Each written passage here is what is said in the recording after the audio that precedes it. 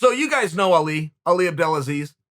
Ali and I talk every day, every single day about something, bouncing ideas off each other, or maybe maybe I need something. I got to reach out to him. He's a good problem solver. He's a good guy to reach out to. But every single day we talk, and I must tell you this: in 2020, I don't know if a name has come out of his mouth more than Islam Makhachev, and it's one of these things where I sit back and I see the frustration that Ali, who is Islam's manager, would have. And here's what it is. Islam has some beautiful record without looking at it off the top of my head. This guy's like 16-1 and never lost in the UFC. It was like his second fight ever. I mean, it was something weird like that, but it's just this remarkable record. He also comes in with the blessing of Khabib, which is very, very meaningful. Khabib's opinion matters. To have a blessing from Khabib, and we saw Khabib wield his power as recently as 8 weeks ago when he said, if you want me, get through Poirier. I will not fight you. I do not care what money they offer me. I do not care what your ranking is.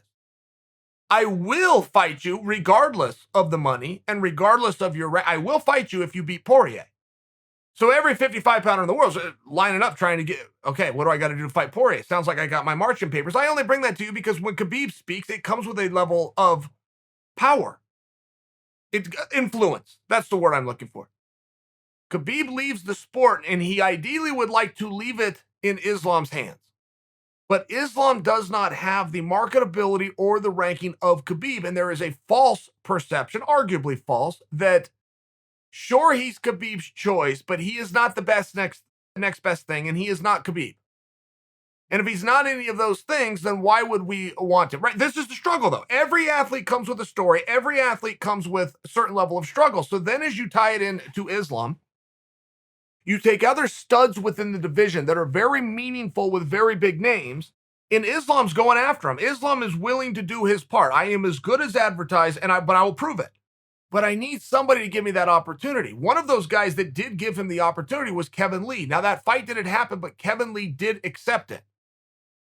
Outside of Kevin Lee, I don't see some of these big names coming to Islam. At the same time, I don't blame them. That's a very hard night, and I do think that Islam has had some meaningful misses in the way of marketing and presenting himself in the media. If you're going to be a really hard night, you're going to be a tough night out for the same paycheck, I need an incentive that I can grab something off of your name. I can get some kind of a bounce.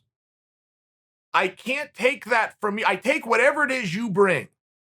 If you bring a built-in bounce, I will take your bounce. Islam doesn't bring that. How does he fix it? What does Islam do?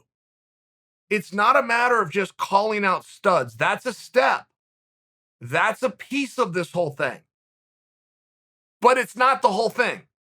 And I see, when I'm talking with Ali, I see where he's trying to maneuver and he's trying to position, and he believes I have the next Khabib. I have him right here. He's in front of the world. He's shown people 16 times up, 16 times he's done it right, and he's willing to take on anybody. But where do I get him his rub? Okay, never known the answer.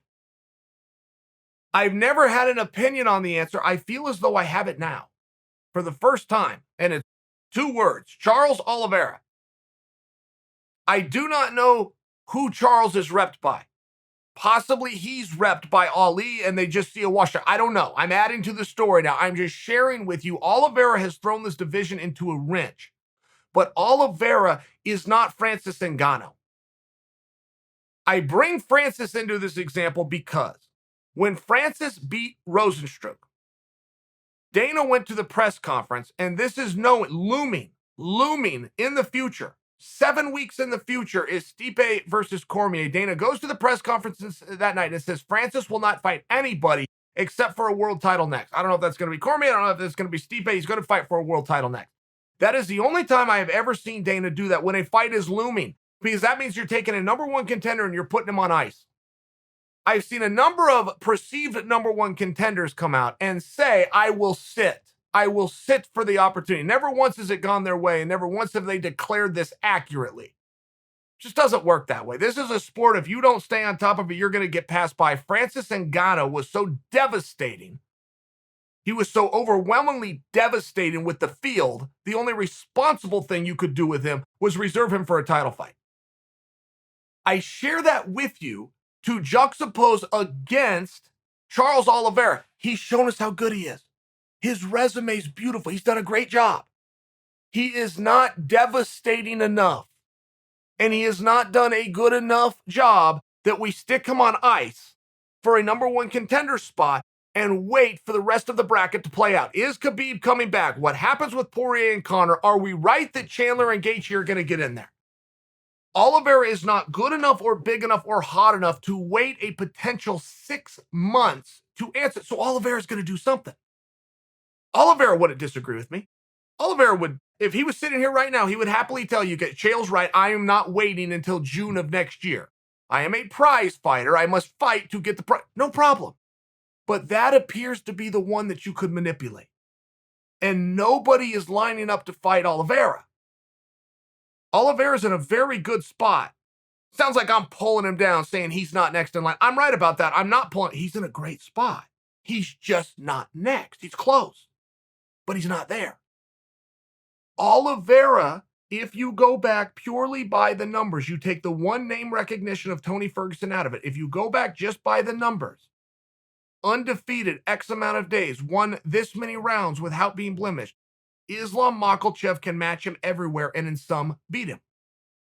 This is Islam's case to come out and make. But I talk to Ali every day. I'm going to talk to him tonight. I'm going to share this opinion with him because he's always looking for something for Islam to do. And nobody wants to do it with Islam. Islam may be a secret to the masses. He's not a secret with the boys in the locker room. They know how good he is. But now Oliveira is the guy that's sitting on this weird island. What's going to happen with Oliveira? And whatever Oliveira does, it's all on the line. Whatever rub he's got right now, it's all on the line. Oliveira does not do a great job communicating English, okay?